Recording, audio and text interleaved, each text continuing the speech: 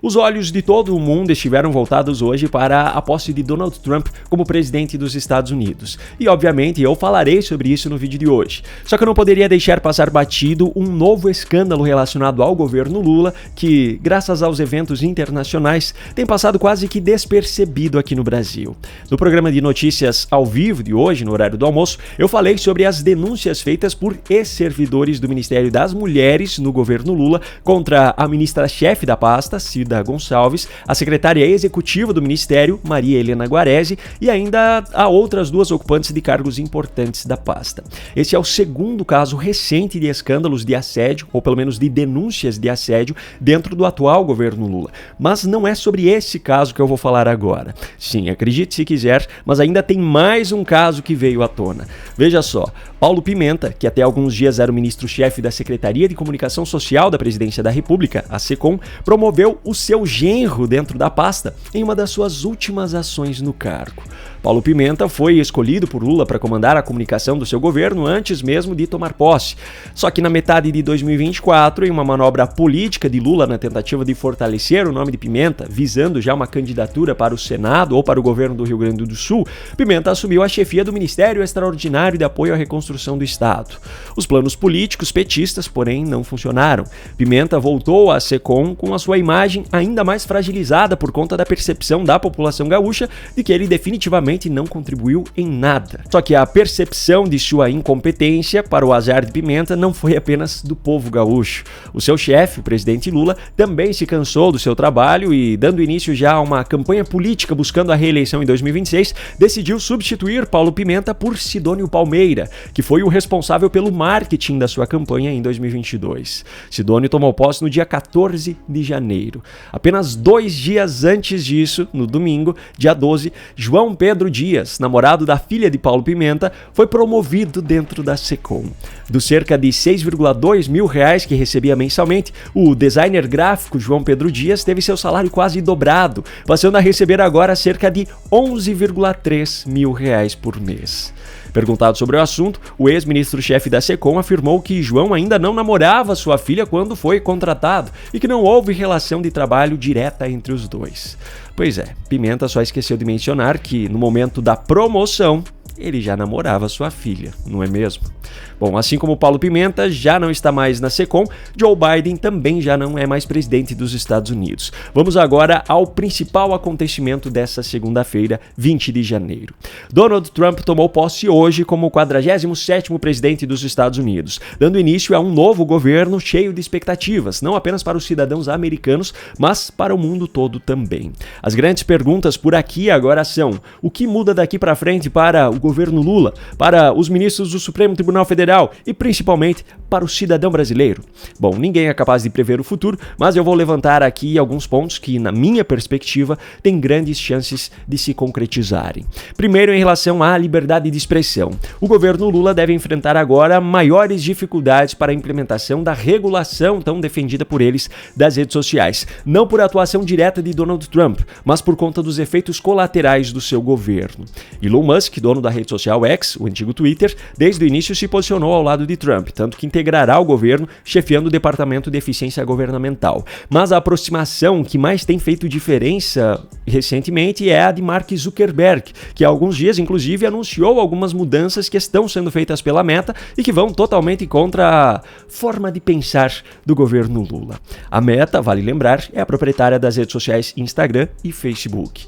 Quem também tem buscado se aproximar cada vez mais de Trump é o CEO do TikTok, Shou Zi Chew. O TikTok, inclusive, saiu do ar nos Estados Unidos nesse domingo, mas isso não tem nada a ver com o governo Trump.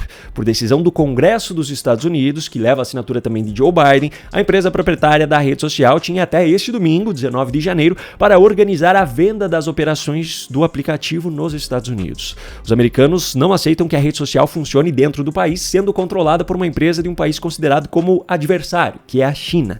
A determinação foi então de que as operações nos Estados Unidos sejam vendidas para algum proprietário americano ou de algum país amigo. O aplicativo chegou a sair do ar temporariamente no território norte-americano neste final de semana, e aqui eu preciso preciso abrir um parêntese nesse vídeo. O sobrinho da Dilma Rousseff protagonizou uma história vergonhosa nesse domingo. Veja só, Pedro Rousseff, fervoroso militante de esquerda nas redes sociais, mas frustrado na tentativa de se tornar um grande influenciador, já é conhecido de longa data pela disseminação de informações falsas contra a direita. Para a hipocrisia, no entanto, não há limites. Como vereador em Belo Horizonte, Minas Gerais, Pedro apresentou na semana passada, após a viralização do vídeo do Nicolas Ferreira sobre a fiscalização da Receita, um projeto de lei para obrigar todas as escolas do município a ensinarem seus alunos a identificar e combater fake news. Pedro, porém, não apenas foi uma das pessoas que inventou frases não ditas por Nicolas em seu vídeo, como ainda fez uma publicação nesse domingo, apenas 2 dias depois de ter apresentado o referido projeto de lei, dizendo que o TikTok havia saído do ar nos Estados Unidos por culpa de Donald Trump. Só que a suspensão não só foi causada por uma medida aprovada pelo Congresso americano durante o governo Biden, como ainda é criticada por Trump. O novo presidente dos Estados Unidos já declarou publicamente que pretende ajudar a encontrar uma solução para que o aplicativo continue funcionando no país, podendo inclusive prorrogar o prazo determinado pelo Congresso. Pois é, a publicação feita por Pedro Rousseff era absolutamente mentirosa. Só que, para a nossa sorte e para o azar dele, Pedro foi tão inocente, por assim dizer, que publicou isso na rede social X, que possui as famosas notas da comunidade. O resultado disso foi que, graças a esse recurso, vimos o hipócrita autor do projeto de lei que visa obrigar alunos a serem doutrinados pela narrativa da esquerda sobre fake news, tendo a sua própria fake news sendo desmentida por usuários da plataforma. Viva a liberdade de expressão. Enfim, voltando ao assunto, a aproximação de CEOs das Big Techs com Donald Trump e os princípios que eles vêm defendendo ultimamente mostram que o governo Lula não deve ter a colaboração das plataformas para implementar suas políticas de censura. Em relação à economia, o Brasil tem os Estados Unidos como o segundo maior parceiro comercial, atrás apenas da China. A frágil relação diplomática entre Lula e Trump e as possíveis novas tarifas de importação que seriam implementadas nos Estados Unidos podem afetar a relação comercial entre os dois países e forçar o Brasil a se aproximar ainda mais da China. Uma das coisas mais delicadas nesse sentido é a aliança e o forte comprometimento do governo Lula com os demais países do grupo BRICS, que tem se mostrado na prática quase que um grupo anti-Ocidente e anti-Estados Unidos, e tem atacado constantemente o dólar, cogitando inclusive a criação de um meio de pagamento alternativo à moeda americana para transações feitas entre os países do grupo. Se concretizada a criação, os países do grupo BRICS devem ser alvos de tarifas ainda maiores por parte dos Estados Unidos. Por sinal, essa aproximação cada vez maior do governo Lula com o eixo das ditaduras e autocracias pesa negativamente para o Brasil no cenário internacional, não apenas do ponto de vista econômico. O buraco, nesse caso, é muito mais embaixo.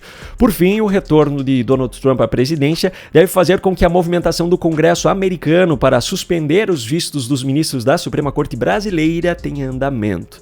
Dentro das possibilidades que estão nas mãos do Congresso e do governo dos Estados Unidos, creio que essa seria a que mais cutucaria na ferida dos ministros como uma forma de pressão contra a regulação das redes sociais, da perseguição contra a direita e até mesmo por uma possível reversão da inelegibilidade de Jair Bolsonaro. E você, o que acha que está por vir a partir de agora? Me conta aqui nos comentários.